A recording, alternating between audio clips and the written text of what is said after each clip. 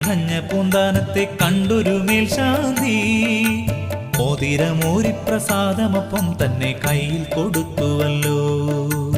ആപത്തിൽ രക്ഷയ്ക്ക് മങ്ങാട്ടച്ഛനായി വന്നത് കണ്ണനാണോ? മോതിരം വാങ്ങി മറഞ്ഞതും ശ്രീകൃഷ്ണ ലീലയതാണിന്നു. അങ്ങു മങ്ങാട്ടച്ഛനായതും അച്യുതൻ തന്നെയാണ് ഓർക്കേണം.